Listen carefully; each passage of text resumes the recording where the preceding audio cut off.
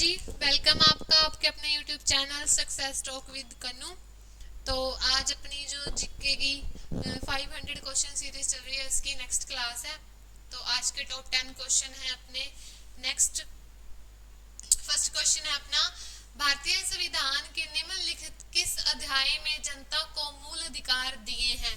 ठीक है, कौन से अध्याय में जो हमने जनता को मूल अधिकार दिए हैं, भाग 1, 2, 3 या 4। तो भाग तीन में हमने जनता को मूल अधिकार दिए हैं। हाँ जी।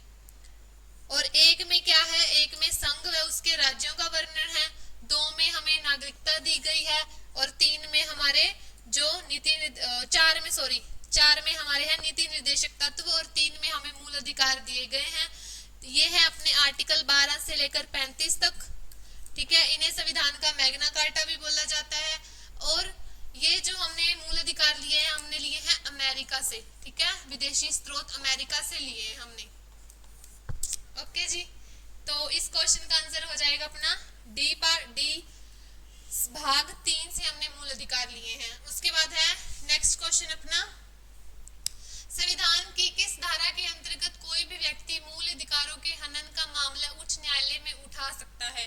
ठीक है, कौन सी धारा में है, 32 में, 28 में, 29 में या 31 में। तो इसका आंसर आएगा धारा 32 में।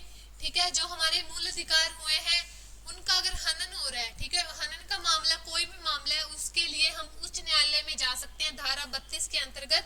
और इसे हम, ये भी अपना एक मूल अधिकार है जिसे हम बोलते हैं संवैधानिक उपचारों का अधिकार। ठीक है, संवैधानिक उपचारों का अधिकार है कि अगर हमारे मूल अधिकारों का हनन हो रहा है तो हम धारा 32 के अंतर्गत हमारे संवैधानिक उपचारों के अधिकार का उपयोग करते हुए उच्च न्यायालय में जा सकते हैं। ठीक है, उच्च और उच्चतम दोनों में जा सकते हैं। उसके बाद है नेक्स्ट क्वेश्चन, निम्नलिखित में से कौन सा निजी स्वतंत्रता का आधार है। ठीक है, निजी स्वतंत्रता का आधार कौन सा है, परमादेश, बंदी प्रत्यक्षीकरण, अधिकार और उत्प्रेषण।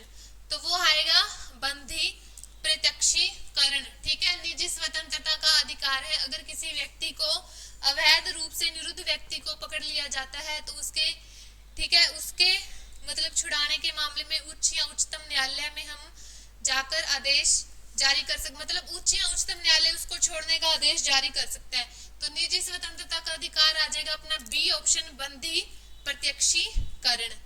ठीक है जी, नेक्स्ट क्वेश्चन अपना, भारतीय संविधान के अनुसार जीवन का अधिकार एक क्या है, राजनीतिक अधिकार है, ठीक है, आर्थिक अधिकार है, मौलिक अधिकार है या धार्मिक अधिकार है।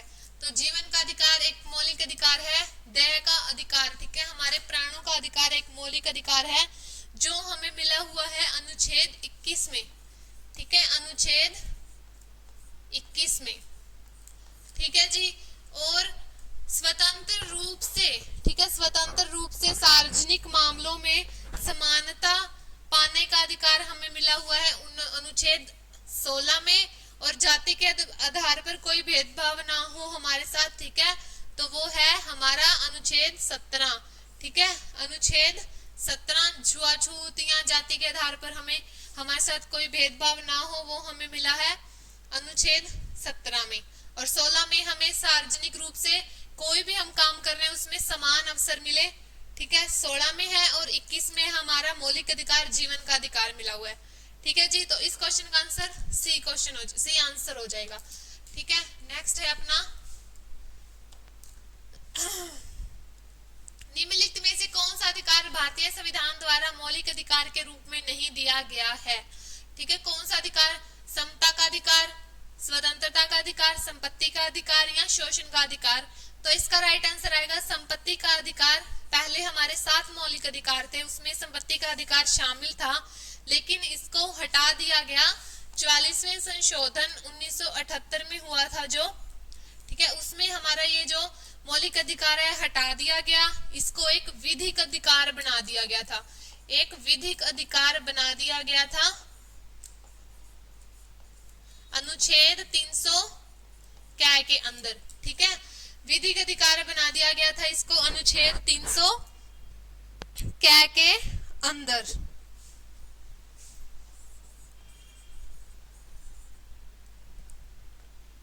तो ये हमारा मौलिक अधिकार नहीं है, ये हमारा स्वतंत्रता का अधिकार है।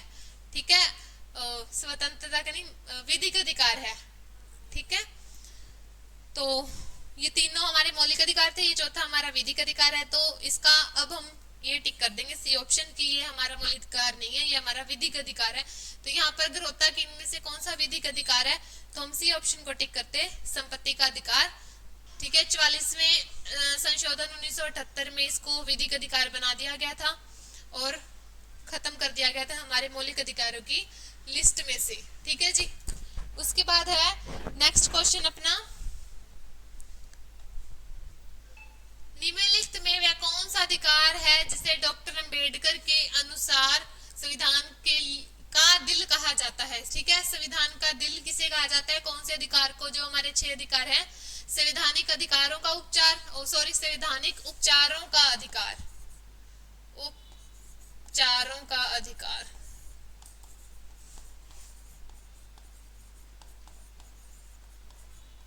संवैधानिक उपचारों का अधिकार, धर्म का अधिकार, समता का अधिकार या स्वतंत्रता का अधिकार। तो जो डॉक्टर अंबेडकर थे उनके अनुसार संविधान का दिल कौन से अधिकार को कहा गया था, वो कहा गया था संवैधानिक उपचारों का अधिकार। ठीक है, इसे हम संविधान का दिल कहते हैं। क्यों? क्योंकि ये जो हमारा अधिकार है ये हमारे दूसरे 5 अधिकार है उनकी सुरक्षा देता है, उनको सुरक्षा प्रदान करता है। अगर उनके खिलाफ कोई भी हमारा हनन हो रहा है तो हम धारा 32 या ठीक है इस चीज का, इस अधिकार का उपयोग करके उच्च या उच्चतम न्यायालय में गुहार लगा सकते हैं और इसके खिलाफ उच्च या उच्चतम न्यायालय कोई भी आदेश जारी कर सकता है। अगर हमारे किसी भी 5 अधिकारों का हनन हो रहा है तो हम इस अधिकार का उपयोग करते हुए उच्च या उच्चतम न्यायालय में जा सकते हैं। उसके बाद है नेक्स्ट क्वेश्चन, प्रेस की स्वतंत्रता भारतीय संविधान के किस अनुच्छेद से मिलती है। ठीक है, जो हमारी प्रेस की स्वतंत्रता मिलती है हमें, वो हमें कौन से अनुच्छेद से मिलती है, 19 से, 21 से, 14 से या 16 से।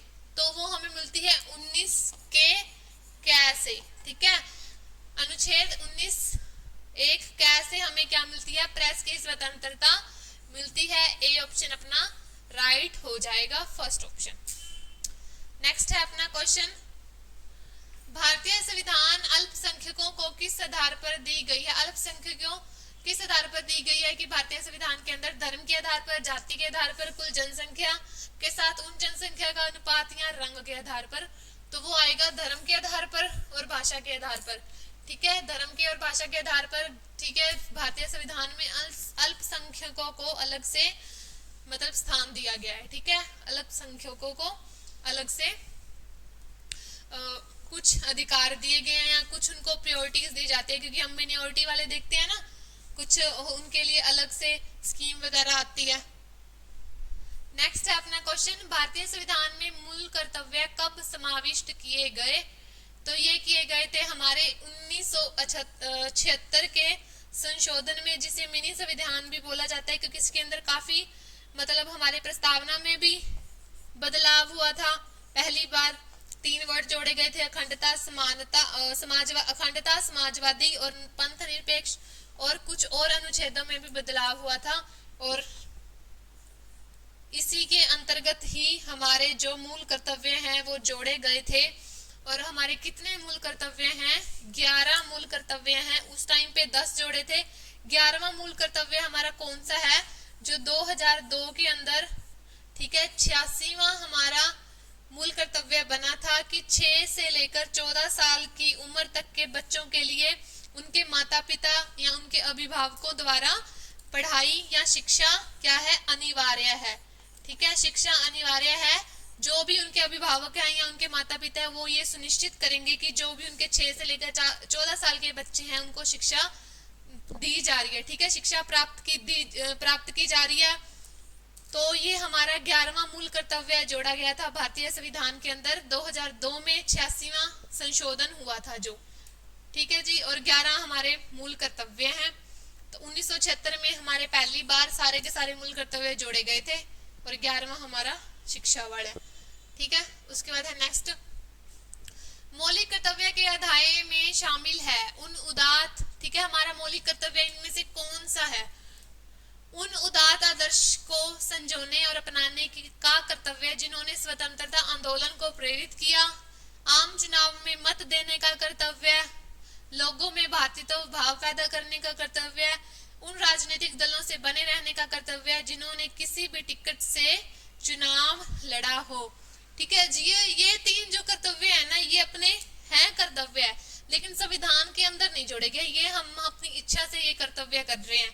ठीक है, लेकिन ये क्या है, ये कर्तव्य संविधान के अंदर जोड़ा गया है कि हमें ये करना ही होगा, अगर हम नहीं करेंगे तो इसके लिए हमें कोई ना कोई भरपाई करनी पड़ती है। ठीक है, कोई भी हमारे ऊपर अगर हम उनका अपमान करते हैं जो हमारे स्वतंत्रता आंदोलन को प्रेरित कर रहे थे, या ठीक है हमारे जो भारतीयता से संबंधित कोई भी चीजें हैं उनसे हम उनका मतलब कोई भी उनका अपमान करते हैं, तो क्या है उसके खिलाफ हमारे लिए कुछ कानून बने हुए हैं।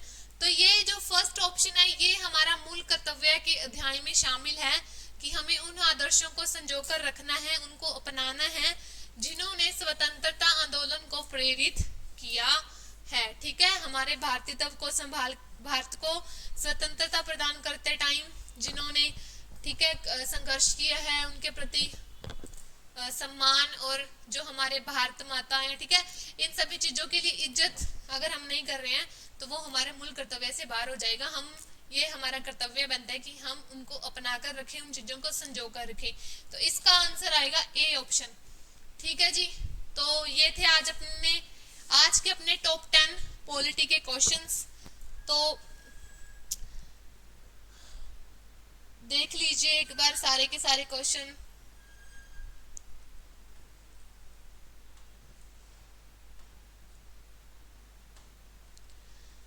ठीक है जी, मिलते हैं नेक्स्ट वीडियो में। चैनल को सब्सक्राइब करना, वीडियो को लाइक करना, ज्यादा से ज्यादा शेयर करना। Thank you so much.